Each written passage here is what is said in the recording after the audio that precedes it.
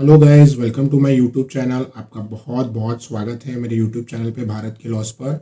और आज के लेक्चर में हम कंटिन्यू करने वाले हैं डेफिनेशन पार्ट को।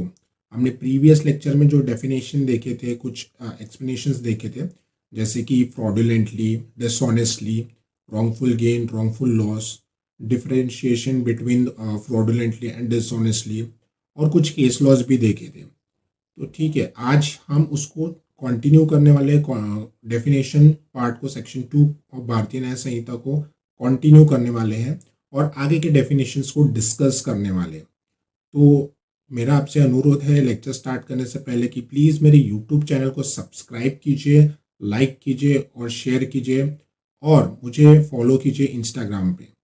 ठीक है, और मेरा आपसे रिक्वेस्ट है कि जो भी स्टूडेंट इस लेक्चर को देख रहा है तो प्लीज़ बेरेट्स निकालीजिए और भारतीय न्याय संहिता के, ताकि आपको लेक्चर्स अच्छे से समझ में आए, प्रोविजंस अच्छे से समझ में आए।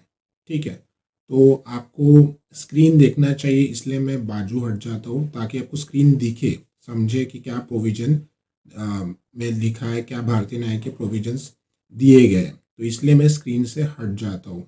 कुछ लोग बोलते कि स्क्रीन से क्यों हट जाते, तो दैट्स वाई कि आपको स्क्रीन दिखे, उसमें से जो आप नोट्स बना सकें, कुछ प्रोविजंस को समझ सके, इस वजह से मैं स्क्रीन से हट जाता हूँ। ठीक है, तो स्टार्ट करते हैं हमारा lecture. So starting with the definition part of gender. ठीक है, तो सबसेक्शन 10 ऑफ सेक्शन 2 ऑफ भारतीय न्याय संहिता जो डील करता है जेंडर के साथ। ठीक है, तो जेंडर का मीनिंग जानने से पहले हम देखते हैं कि इंडियन पीनल कोड में जेंडर को कहाँ डिफाइन किया गया था, कहाँ उसका एक्सप्लेनेशन दिया गया था। ठीक है, तो section 8 of Indian penal code deals with gender. अब यहाँ पे हमको मेजर चेंजेस देखने को मिल रहे हैं इंडियन पीनल कोड के जेंडर की डेफिनेशन में, जेंडर के एक्सप्लेनेशन में, और भारतीय न्याय संहिता के जेंडर के एक्सप्लेनेशन में बहुत हमको डिफरेंस देखने को मिल रहा है। ठीक है, इंडियन पीनल कोड का हम देख लेते पहले। तो इंडियन पीनल कोड में क्या बोला गया था, जहाँ जहाँ इंडियन पीनल कोड में ही वर्ड का यूज़ किया गया है, ठीक है, ही प्रोनाउन यूज़ किया गया है, तो उसको हम क्या कंसीडर करके चलेंगे, उसको हम ये बोल सकते हैं कि ये मेल के लिए भी है या फिर फीमेल के लिए भी है। ठीक है, ही जो वर्ड है वो कोई भी पर्सन के लिए यूज़ हो सकता है, चाहे वो मेल हो या फीमेल हो। ठीक है, तो ये इंडियन पीनल कोड के जेंडर का मतलब था। ठीक है, इंडियन पीनल कोड में जो जेंडर वर्ड है उसका मतलब था। ठीक है, अब भारतीय न्याय संहिता के अंतर्गत जो जेंडर वर्ड है, ठीक है, जेंडर जिसको डिफाइन किया है, जिसको एक्सप्लेन किया गया है, वहाँ क्या बोलना चाहता है, ठीक है, उसको समझने की कोशिश करते हैं। ठीक है, तो क्या बोलना चाहता है, the pronoun he and its derivatives are used of any person whether male, female और ट्रांसजेंडर। अब भारतीय न्याय संहिता में जहाँ जहाँ ही वर्ड दिखेगा हमको, ठीक है, ही नाम का प्रोनाउन दिखेगा, तो वहाँ वहाँ मतलब समझ जाइए कि जो ही है वो कोई भी पर्सन के लिए यूज कर सकते हैं। ठीक है, एनी पर्सन के लिए, चाहे वो मेल हो, फीमेल हो या ट्रांसजेंडर हो। ठीक है, समझा। जहाँ जहाँ भारतीय न्याय संहिता में हमको ही देखने को मिलेगा, तो ही का मतलब सिर्फ मेल नहीं होता है। ही का मतलब क्या होता है, ही वर्ड किसके लिए यूज़ किया जाएगा, चाहे वो मेल हो, फीमेल हो या ट्रांसजेंडर हो। ठीक है, तीनों में से किसी के लिए भी यूज़ किया जा सकता है वो। ठीक है, it may be it it is used for any person. ठीक है, वेदर चाहे मेल हो, फीमेल हो या ट्रांसजेंडर हो। अब मुझे एक बात बताइए कि ये जो ट्रांसजेंडर वर्ड है, ये कौन से केस लॉ से है, मैंने यहाँ पे हाईलाइट कर दिया हूँ।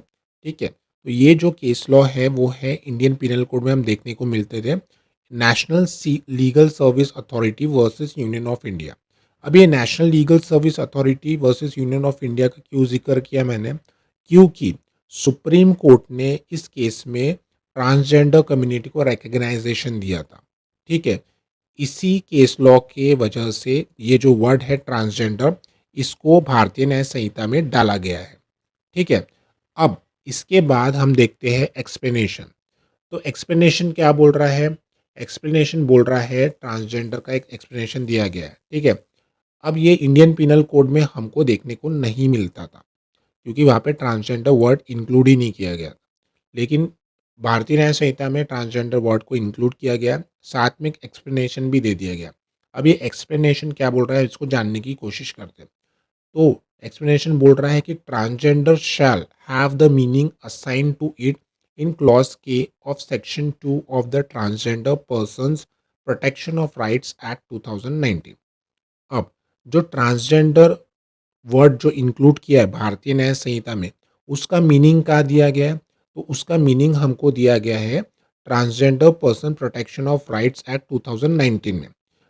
इस एक्ट के अंतर्गत जो सेक्शन 2 है और सेक्शन क्लॉज के ऑफ सेक्शन 2 है, वहाँ पे ट्रांसजेंडर का मीनिंग को बताया गया है।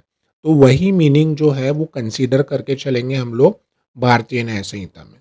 ठीक है, जो भी मीनिंग दिया है वो एक्ट में, जो transgender persons of protection rights act है, जो स्पेशल एक्ट है ट्रांसजेंडर के लिए, वही हम मीनिंग कंसीडर करके चलेंगे ट्रांसजेंडर में, जो भारतीय न्याय संहिता में दिया गया। ठीक है, अब नेक्स्ट हम देखते हैं केस लॉ, जो हम इंडियन पीनल कोड में देखते थे case law, Girdhar Gopal versus state. तो ये केस लॉ में क्या हुआ था कि मध्य प्रदेश हाईकोर्ट ने हेल्ड किया था कि भाई जो ही प्रोनाउन है, जो ही वर्ड है, जो सेक्शन 354 है आईपीसी का, ठीक है, जो सेक्शन 354 में हमको क्या देखने को मिलता था, सेक्शन 354 में हम देखते थे वो डील करता था असॉल्ट और criminal force to women with intent to outreach the modesty. अब यहाँ पे एक सेंटेंस था, वो था कि भाई he will thereby outreach her modesty. मतलब he will thereby outreach her modesty मतलब कि भाई ही, मतलब यहाँ पे क्वेश्चन अराइज हुआ कि भाई ही बोला है तो मतलब कि आदमी ही, मतलब मेल ही कोई औरत की मॉडेस्टी का आउटरीच कर सकता है, ये एक क्वेश्चन उठा था वो केस में। तो यहाँ पे क्लैरिटी हमको मिली, हमको मध्य प्रदेश हाईकोर्ट ने क्लैरिटी दी यहाँ पे कि नहीं, ये जो सेक्शन 354 है वो ही के पर्सपेक्टिव में ही, मतलब मेल के लिए यूज़ नहीं होगा। ठीक है, ये फीमेल के लिए भी एप्लीकेबल होगा। वो कैसे? कि यदि कोई वुमेन दूसरे वुमेन की मॉडेस्टी को आउटरीच कर रही है, ठीक है, दूसरे वुमेन को असॉल्ट कर रही है, फोर्स कर रही है विथ इंटेंशन, किस इंटेंशन से उसको असॉल्ट कर रही है, फोर्स कर रही है कि भाई उसकी जो मॉडेस्टी है, उसकी जो इमेज है उसको आउटरीच कर रही है, उसकी मॉडेस्टी को आउटरीच कर रही है। ठीक है, तो इस इंटेंशन से वो कर रही है। तो मतलब कि भाई यहाँ पे जो ये जो सेक्शन है 354, ये सिर्फ मेल के लिए लागू नहीं है, मेल ही इसके लिए पनिशेबल नहीं है। इसके अंतर्गत कौन पनिशेबल है? वुमेन भी पनिशेबल है। मेल ने ही अगर किसी मेल ने मान मान लीजिए कोई आदमी ने दूसरे मतलब सॉरी, कोई आदमी है, उसने क्या किया कि कोई औरत की जो मॉडेस्टी है उसको आउटरीच किया, तो इसके लिए मेल ही पनिशेबल नहीं रहेगा। यदि मेल की जगह अगर कोई फीमेल है, कोई वुमेन है, अगर वो वुमेन दूसरे वुमेन की मॉडेस्टी को आउटरीच करती है तो इसके लिए वो भी पनिशेबल रहेंगी अंडर सेक्शन 354 ऑफ आईपीसी। ठीक है, तो ये मध्य प्रदेश हाई कोर्ट ने क्लैरिटी दी थी सेक्शन 354 में, ठीक है, ऑफ आईपीसी के। अब नेक्स्ट डेफिनेशन है गुड फेथ की, तो subsection 11 of section 2 deals with good faith. अब भारतीय न्याय संहिता में जो है सबसेक्शन 11 ऑफ सेक्शन 2 जो डील करता है गुड फेथ के साथ। अब इंडियन पीनल कोड में हम गुड फेथ कहाँ देखते थे, तो सेक्शन 52 में हम देखते थे गुड फेथ। ठीक है, यहाँ पे कोई मेजर चेंजेस नहीं आए, as it is copy paste किया गया है भारतीय न्याय संहिता में। तो जो सिर्फ जो चेंज हुआ है वो है सेक्शन नंबर, दैट्स इट। यहाँ पे सेक्शन नंबर क्या हो गया, subsection 11 of section 2 that deals with good faith. अब गुड फेथ का मतलब क्या होता है? सिंपल सी बात बताओ तो गुड फेथ का मतलब ऐसा होता है कि भाई यदि कोई व्यक्ति ने ड्यू केयर एंड अटेंशन के साथ काम नहीं किया तो उसको हम क्या बोलेंगे, वो चीज़ उसने गुड फेथ में नहीं किया। ठीक है, यदि कोई व्यक्ति ने ड्यू केयर एंड अटेंशन के साथ काम किया हो, ठीक है, with due care and attention के साथ काम किया हो, तभी हम बोलेंगे उसके एक्ट को कि ये जो व्यक्ति ने जो एक्ट कमिट किया वो गुड फेथ में किया। समझ में आया? यदि कोई व्यक्ति ने कोई एक्ट कमिट किया हो with due care and attention के साथ, तो हम उसको बोलेंगे कि ये जो एक्ट है उसने गुड फेथ में किया है। ठीक है, अब कब इसको गुड फेथ में नहीं किया ऐसा बोला जाएगा, ये अकॉर्डिंग टू द डेफिनेशन जो है, कब इस एक्ट को गुड फेथ में नहीं बोला जाएगा, तब इस एक्ट को गुड फेथ में नहीं बोला जाएगा जब वो व्यक्ति ने ड्यू केयर एंड अटेंशन के साथ वो काम नहीं किया हो। ठीक है, यदि कोई व्यक्ति ड्यू केयर एंड अटेंशन के साथ काम नहीं करता है तो उसको हम गुड फेथ नहीं बोलेंगे, वो काम को उसने गुड फेथ में नहीं किया ऐसा बोला जाएगा। ठीक है, सिंपल सी बात है। अब भारतीय न्याय संहिता के अंतर्गत तो गुड फेथ को डिफाइन किया गया है, लेकिन और कहाँ-कहाँ डिफाइन किया गया है? तो हम देखते हैं गुड फेथ को डिफाइन किया गया है जनरल क्लॉज एक्ट में। तो यदि कोई बोलेगा आपको कि कहाँ डिफाइन किया गया है, भारतीय न्याय संहिता में तो डिफाइन किया ही गया है, लेकिन और इसके अलावा कहाँ डिफाइन किया गया है? तो जनरल क्लॉजेस एक्ट में इसको डिफाइन किया गया है, ठीक है। लेकिन दोनों के डेफिनेशन में बहुत अंतर है, ठीक है। देखिए, भारतीय न्याय संहिता जो है, भारतीय न्याय संहिता में हमने देखा कि जो गुड फेथ है, उसको कब गुड फेथ बोला जाएगा? कोई व्यक्ति ने गुड फेथ में किया वो काम, हम कब बोलेंगे he acted in good faith? ऐसा कब बोलेंगे? जब वो व्यक्ति ने क्या किया, with due care and attention से वो काम किया हो, तभी हम बोलेंगे कि वो व्यक्ति ने गुड फेथ में किया है वो एक्ट या फिर काम किया, ठीक है। अब जनरल क्लॉजेस एक्ट के अनुसार गुड फेथ क्या होता है, तो इसको समझने की कोशिश करते हैं। तो सबसेक्शन 32 ऑफ सेक्शन 3 जो है ऑफ जनरल क्लॉज एक्ट, वो डील करता है गुड फेथ के साथ। अब वहाँ गुड फेथ का मतलब क्या होता है? A thing shall be deemed to be done in good faith with when it is in fact done honestly, whether it is done negligently or not। इसके हिसाब से जनरल क्लॉज एक्ट के हिसाब से गुड फेथ का मतलब क्या होता है? यदि कोई व्यक्ति ने ऑनेस्टी के साथ, ठीक है, मेरा बोलना है ऑनेस्टी के साथ कुछ काम किया हो, चाहे वो काम नेग्लिजेंटली हुआ हो या नहीं हुआ हो नेग्लिजेंटली, या स्टुपिडिटी में हुआ हो, वो according to general clause act होता है। ऑनेस्टी के साथ अगर कोई भी काम करता है कोई व्यक्ति, चाहे वो नेग्लिजेंटली हुआ हो या फिर स्टुपिडिटी में हुआ, तो उसको हम बोलेंगे गुड फेथ। That's it. तो यही वो डिफरेंस है। इधर जनरल क्लॉज एक्ट में बहुत डिफरेंस है और भारतीय न्याय संहिता के गुड फेथ में डेफिनेशन में बहुत डिफरेंस है। जनरल क्लॉज एक्ट में बोला गया ऑनेस्टी के साथ कोई अगर काम करता है, चाहे वो नेग्लिजेंटली उसने काम किया हो या फिर ना किया हो नेग्लिजेंटली, या फिर स्टुपिडिटी में किया हो, तो ऐसे एक्ट को हम क्या बोलेंगे? He has done that act in good faith. लेकिन भारतीय न्याय संहिता में क्या बोला है कि विदाउट, अगर कोई ड्यू केयर एंड अटेंशन के साथ अगर कोई काम कर रहा है विदाउट, तो उसको गुड फेथ नहीं बोला जाएगा। लेकिन अगर वही व्यक्ति ने with due care and attention के साथ काम किया हो, भारतीय न्याय संहिता के अंतर्गत इसको क्या बोलेंगे? Good faith.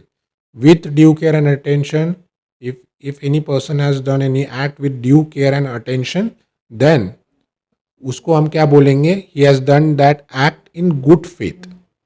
तो नेक्स्ट डेफिनेशन है गवर्नमेंट की। तो सबसेक्शन 12 ऑफ सेक्शन 2 ऑफ भारतीय न्याय संहिता डील्स विद गवर्नमेंट। यहाँ पे कुछ मेजर चेंजेस नहीं आए। इंडियन पिनल कोड में हम गवर्नमेंट को देखते थे, ठीक है। गवर्नमेंट की जो डेफिनेशन थी वो सिर्फ सेक्शन 17 में थी। Section 17 of Indian penal code deals with government, ठीक है। बाकी कोई मेजर चेंजेस नहीं है, बस इसको थोड़ा सिंप्लीफाई कर दिया गया है। तो हम भारतीय न्याय संहिता की देख लेते हैं डेफिनेशन, गवर्नमेंट का मतलब देख लेते हैं, गवर्नमेंट किसको बोला जाता है। तो सिंपली इधर बोला गया है कि इस गवर्नमेंट का मतलब है सेंट्रल गवर्नमेंट या फिर स्टेट गवर्नमेंट। That's it. अब नेक्स्ट डेफिनेशन पे आते हैं जो है हार्बर।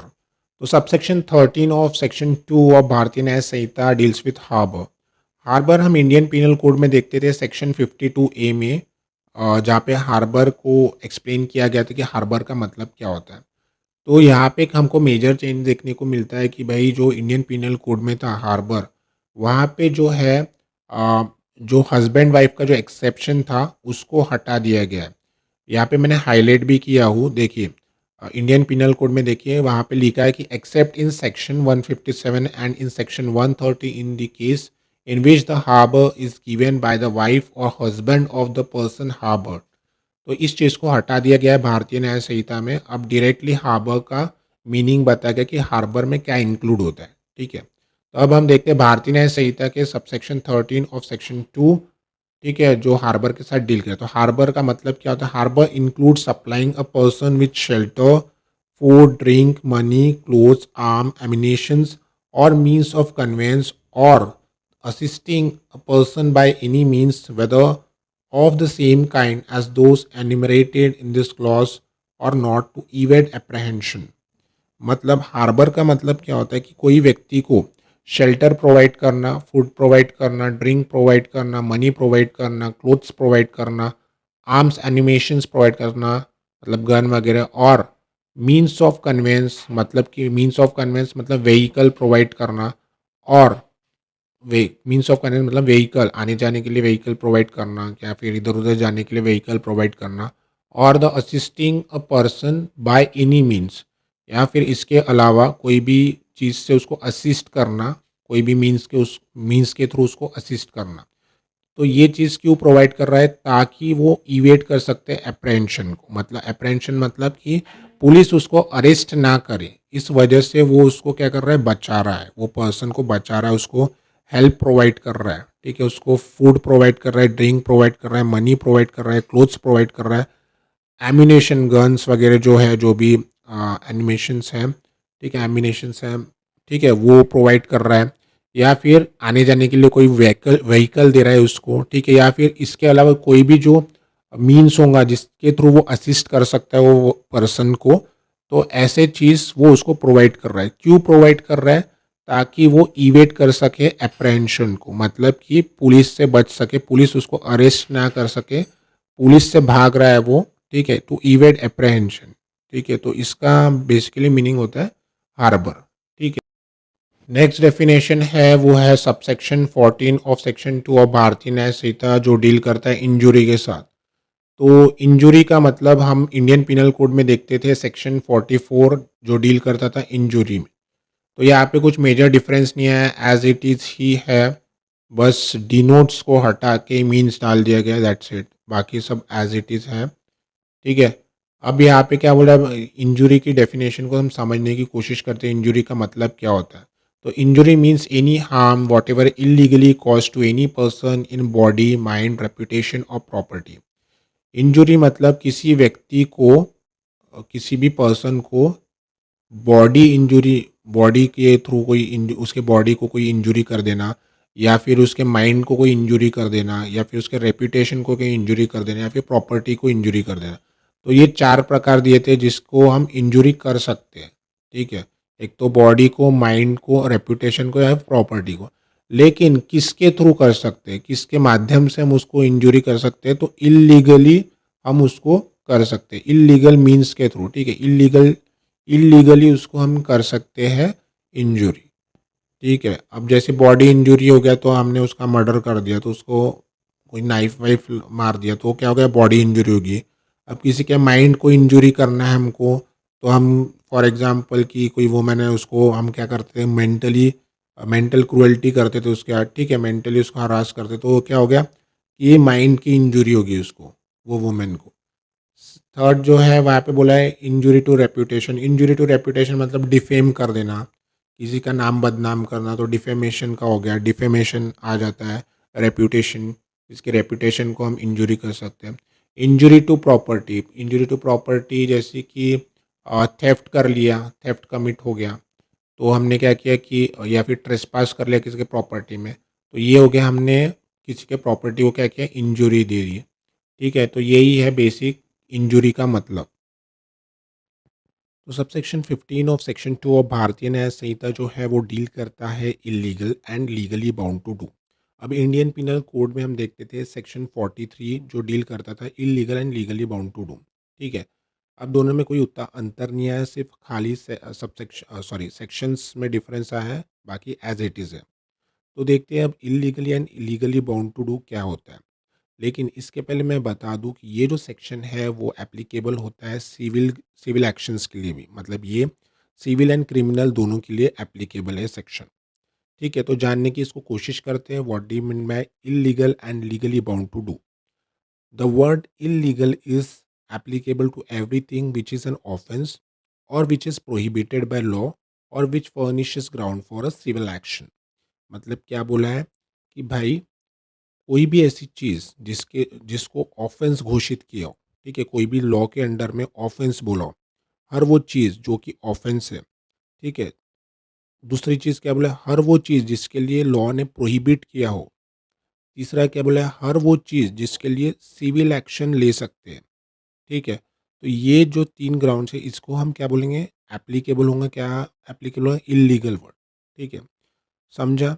मतलब कि जहाँ-जहाँ पहला क्या बोला है कि which everything which is an offence, मतलब जहाँ-जहाँ जो-जो लॉ के अंतर्गत ये चीज़ जो ऑफेंस है, ठीक है, जैसे कि मर्डर करना एक ऑफेंस हो गया, ठीक है, थेफ्ट करना ऑफेंस हो गया, तो हर वो चीज़ जो ऑफेंस है भारतीय न्याय संहिता के अंतर्गत, तो वो चीज़ क्या है, इलीगल है। दूसरी चीज़, हर वो चीज़ जिसके लिए लॉ ने प्रोहिबिट किया है कि आपको ये काम नहीं करना है, फिर भी वो व्यक्ति वो काम करता है, तो वो चीज़ क्या हो गई, इलीगल हो गई। ठीक है। थर्ड क्या बोला है कि भाई हर वो चीज़ जिसके लिए सिविल एक्शन ले सकते हैं हम लोग, ठीक है, जैसे कि टॉर्ट्स हो गया, ठीक है, ब्रीच ऑफ कॉन्ट्रैक्ट हो गया, तो ये क्या हो गया, सिविल एक्शंस में आता है। हर वो चीज़ जिसके लिए सिविल एक्शन क्या बन सकता है, ग्राउंड बन सकता है, ठीक है, pernicious ground for a civil action, जिसके लिए कोई भी अगर ग्राउंड क्रिएट करे, जैसे ब्रीच ऑफ कॉन्ट्रैक्ट हो गया, तो ब्रीच ऑफ कॉन्ट्रैक्ट क्या हो गया, सिविल, इसके किसी ने ब्रीच ऑफ कॉन्ट्रैक्ट कर दिया तो क्या किया, हम उसके अगेंस्ट में क्या कर सकते हैं, सिविल एक्शन ले सकते हैं कि भाई आपने ब्रीच ऑफ कॉन्ट्रैक्ट किया, हम आपके ऊपर सिविल एक्शन लेंगे, दैट्स इट। अब उसके आगे क्या बोला है, and a person is said to be legally bound to do whatever it is illegal in him to omit. मतलब क्या बोला है, यदि कोई व्यक्ति जो है वो अगर कोई लीगली बाउंड है कि भाई उसको वो काम करना है, लेकिन वो चीज़ क्या कर रहा है, वो कर नहीं रहा है, उस चीज़ को ओमिट कर रहा है, ठीक है। फॉर एग्जांपल, यदि कोई पुलिस वाला हो, ठीक है, ट्रैफिक पुलिस हो, और कोई उसको बाइक मिलती है, कोई मतलब कि कोई ऐसा आदमी रहता है जिसके पास लाइसेंस नहीं रहता है, ठीक है, तो वो बोलता है कि आपको फ़ाइन भरना पड़ेगा, सो एंड सो अमाउंट है, आपको ये फ़ाइन भरना पड़ेगा। लेकिन वो ट्रैफिक पुलिस वाला क्या बोलता है कि नहीं, सॉरी, जो पर्सन रहता है वो बोलता है कि नहीं नहीं, मेरे पास इतनी अमाउंट नहीं है फ़िलहाल। तो वो क्या बोलता है ट्रैफिक पुलिस वाला कि भाई ठीक है, आपके पास इतनी अमाउंट नहीं है तो आप सेटलमेंट कर दो। होता है ना कभी-कभार ऐसा। तो यही होता है कि भई वो जो चीज़ है वो करनी चाहिए, वो नहीं करता है, जो जिसके लिए वो लीगली बाउंड है, ठीक है? तो ये हो गया legally bound to do and illegal. तो नेक्स्ट है, हम देखेंगे जज के बारे में। तो सबसेक्शन 16 ऑफ सेक्शन 2 ऑफ भारतीय न्याय संहिता डील्स विद जज। यहाँ पे जज का मतलब बताया कि भाई कौन, हम किसको जज बोल सकते हैं। ठीक है, तो इंडियन पिनल कोड में हम कहाँ देखते थे इसको, तो हम देखते थे सेक्शन 19 में, जहाँ पे जज का मतलब हमको बताया गया था कि जज हम किसको बोलेंगे, जज हम किसको बोल सकते हैं। ठीक है, तो यहाँ पे बहुत मेजर चेंजेस आए हैं दोनों में। ठीक है, तो जो इंडियन पिनल कोड का जो जज का हमने देखा है एक्सप्लेनेशन जो है, वहाँ पे मैंने हाईलाइट कर दिया गया कि क्या चीज़ जो है वो हट चुकी है। ऑब्वियसली सेक्शंस तो, सेक्शन नंबर तो चेंज हो चुके हैं, लेकिन क्या वर्ड है जिसको हटाया गया है यहाँ पे। तो यहाँ पे जो इंडियन पीनल कोड में हम देखते हैं, नॉट ओनली एवरी पर्सन, तो उसको हटा दिया गया, ठीक है, बट ऑल्सो एवरी पर्सन, इसको भी हटाया गया है। अभी जो भारतीय न्याय संहिता में जिस जज का जो एक्सप्लेनेशन है, ठीक है, तो उसको एकदम सिंप्लीफाई कर दिया गया, एकदम उसको सिंप्लीफिकेशन कर दिया गया कि भाई डायरेक्टली बताया गया कि जज कौन है करके, ठीक है। उसके बाद जो इलस्ट्रेशन है, जो इलस्ट्रेशन दिए गए थे इंडियन पिनल कोड में जज के रिगार्डिंग, कि हम कौन कौन किसको, मतलब किस किस को हम जज बोल सकते हैं, तो उसे हम पहचान लेते थे कि भाई हाँ, इलस्ट्रेशन में दिया है कि किसको हम जज बोलेंगे, किसको हम जज नहीं बोलेंगे। लेकिन अब उस चीज़ को भी हटा दिया गया है भारतीय न्याय संहिता में। सिर्फ एक ही इलस्ट्रेशन को रखा गया, बाकी इलस्ट्रेशन को हटा दिया गया। और सेकंड चीज़ जो है, वो जो जज का इंडियन पिनल कोड में जो है, जज को एक पर्टिकुलर सेंटेंस में दिया गया था, अब उसको नंबर दे दिया गया है, एक रोमन नंबर में उसको डिवाइड कर लिया गया है कि हम जज किसको बोलेंगे, ठीक है। तो अब हम भारतीय न्याय संहिता के अंतर्गत जज की जो डेफिनेशन उसको समझने की कोशिश करेंगे कि जज किसको बोलते हैं। तो सबसेक्शन 16 ऑफ सेक्शन 2 ऑफ भारतीय न्याय संहिता डील्स विद जज। अब मैं पढ़ता हूँ, पहले समझने की कोशिश करेंगे इसको, ठीक है। तो जज means a person who is officially designated as a जज। मतलब हम किसको जज बोलेंगे, जिसको कि ऑफिशियली डेजिग्नेट कर दिया हो ऑलरेडी। मतलब कौन, जैसे सुप्रीम कोर्ट के जजेस हो गए, उनको ऑफिशियली डेजिग्नेट किया है कि भाई आप जज हो, उनको ऑफिशियल डेजिग्नेशन मिल चुका है। दूसरा है हाई कोर्ट के जजेस हो गए, डिस्ट्रिक्ट कोर्ट के जजेस हो गए, ठीक है, जेएमएफसी हो गए, तो इनको क्या हुआ कि ऑफिशियली डेजिग्नेशन मिल चुका है कि ये जज है करके, ठीक है। अब उसके बाद क्या बोले आगे, एंड इंक्लूड्स अ पर्सन, क्या बोले, और इसके अलावा जो इंक्लूड किए गए पर्सन वो कौन से हैं? तो ये देखिए फर्स्ट जो है रोमन नंबर में दिया फर्स्ट, वो है क्या लिखा है कि who is empowered by law to give in any legal proceeding civil और criminal a definitive judgment or a judgment which if not appealed against would be definitive or a judgment which if confirmed by some other authority would be definitive। मतलब क्या बोला है कि जज हम किसको बोलेंगे, इसके जो ऑफिशियली डेजिग्नेटेड है उसको तो हम जज बोलेंगे, लेकिन इसके अलावा किसको हम जज बोलेंगे और कौन से पर्सन को इंक्लूड किया गया है? तो ऐसे पर्सन जिसको लॉ ने एम्पावर्ड किया हो कि भाई आप कोई भी सिविल या फिर क्रिमिनल प्रोसीडिंग को चला सकते हो, उसमें आप डेफिनेटिव जजमेंट पास कर सकते हो। ठीक है, तो ऐसे पर्सन को हम क्या बोलेंगे? जज बोलेंगे। ठीक है, समझा? मतलब बोल रहा है कि लॉ ने किसी पर्सन को एम्पावर्ड किया, लॉ ने किसी को पावर दिया हो कि भाई आप जो है लीगल प्रोसीडिंग चलाएंगे। लीगल प्रोसीडिंग किसके रिगार्डिंग? सिविल या फिर क्रिमिनल। ठीक है, आप सिविल प्रोसीडिंग चलाएंगे या फिर क्रिमिनल प्रोसीडिंग चलाएंगे और उसमें क्या देंगे? एक डेफिनेटिव जजमेंट देंगे। डेफिनेटिव जजमेंट का मीनिंग क्या बताया गया है यहाँ पे कि डेफिनेटिव जजमेंट मतलब कि फाइनल, एकदम फाइनल, मतलब कि जिसके अगेंस्ट हम अपील नहीं कर सकते, ऐसे जजमेंट को हम क्या बोलते हैं? Definitive judgement. और उसके बाद और एक मीनिंग बताया गया है कि डेफिनेटिव जजमेंट मतलब कौन सा? कि मान के चलिए कोई पर्सन ने कोई जजमेंट दिया हो, ठीक है, कोई पर्सन ने जजमेंट दिया हो, उसके बाद उसका कंफर्मेशन करने के लिए कोई अथॉरिटी के पास वो जजमेंट को भेजा जाता है उसको फाइनलाइज करने के लिए। ठीक है, अब जब वो अथॉरिटी जो है वो फाइनल कर देती है तो उसको हम क्या बोलेंगे? डेफिनेटिव। उसके बाद कोई अपील नहीं जाती है, उसके बाद कोई अपील कोर्ट में हम उसको भेजते नहीं, तो मतलब समझ जाए कि वो डेफिनेटिव है। ठीक है, डेफिनेटिव मतलब याद रखना कि भाई फाइनल, जो फाइनल चीज़ है, बिल्कुल फाइनल, फाइनल जजमेंट हो गया मतलब डेफिनेटिव जजमेंट हो गया। ठीक है, अब सेकेंड क्लॉज में क्या दिया गया है? सेकेंड में क्या बोला है? Who is one of a body of one of a body और persons which body of person is empowered by law to give such a judgment. मतलब क्या बोला है कि लॉ ने एम्पावर्ड किया है कुछ बॉडी ऑफ पर्सन्स को कि भाई आप जो है वो जजमेंट दे सकते हैं। आप क्या कर सकते हैं कि भाई लीगल प्रोसीडिंग चला सकते हैं, आप जजमेंट दे सकते हो। ठीक है, तो ऐसे बॉडी ऑफ पर्सन्स को भी हम क्या बोलेंगे? कि हम जज बोलेंगे। ठीक है, दैट्स इट। अब उसके बाद जो एग्जाम्पल दिया गया है उसके बाद इलस्ट्रेशन है वो इजी है, आप समझ सकते हो, तो आप उसको पढ़ लेना इलस्ट्रेशन को। ठीक है, वो इजी ही है। अब नेक्स्ट डेफिनेशन है जो है subsection 17 of section 2 that deals with life. तो लाइफ की डेफिनेशन दी गई है, इसको एक्सप्लेन किया गया है कि लाइफ किसको बोला गया है। तो भारतीय न्याय संहिता में हम देखते हैं सबसेक्शन 17 ऑफ सेक्शन 2, लेकिन इंडियन पिनल कोड में हम कहाँ देखते थे? सेक्शन 45 में देखते थे कि लाइफ का मतलब क्या होता है। ठीक है, तो इसमें कोई उतना मेजर डिफरेंस नहीं है, एज इट इज़ ही है। ठीक है, तो लाइफ इसको जानने की कोशिश करते हैं। Life means the life of a human being unless the contrary appears from the context. मतलब कि क्या बोला है कि लाइफ का मतलब होता है कि जहाँ जहाँ हमको लाइफ दिखेगा भारतीय न्याय संहिता में, तो वो ह्यूमन बीइंग के कॉन्टेक्स्ट में यूज़ हुआ है। ठीक है, उसके अलावा कोई मतलब कि एनिमल वगैरह के लिए यूज़ नहीं हुआ है, सिर्फ और सिर्फ ह्यूमन बीइंग के लिए। तो जहाँ जहाँ लाइफ वर्ड आएगा वहाँ वहाँ समझ जाना कि ये ह्यूमन बीइंग के रिलेशन में यूज़ हुआ है, ह्यूमन बीइंग के लिए यूज़ हुआ है। ठीक है, इसके बाद जो नेक्स्ट डेफिनेशन है वो है लोकल लॉ की। तो लोकल लॉ हमने प्रीवियसली देख चुके हैं कि हमने ये भी डिस्कस किया था difference between special law and local law.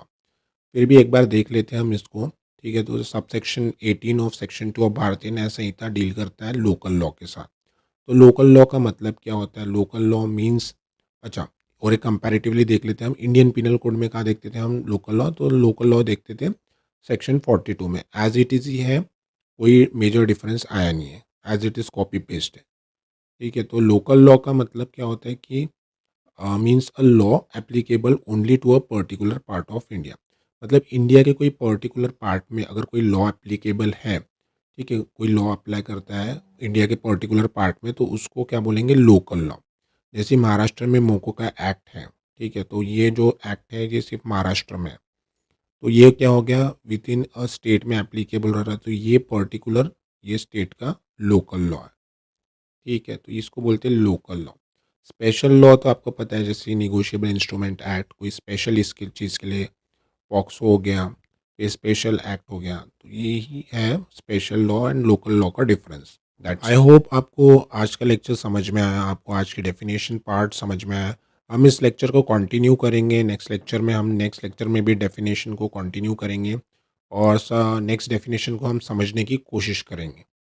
ठीक है, तो आज के लिए सिर्फ इतना ही। एंड मेरी प्लीज़ यूट्यूब चैनल को सब्सक्राइब कीजिए, लाइक कीजिए, शेयर कीजिए और कमेंट कीजिए। यदि कोई आपको कोई दिक्कत हो तो प्लीज़ प्लीज़ प्लीज़ कमेंट कीजिए।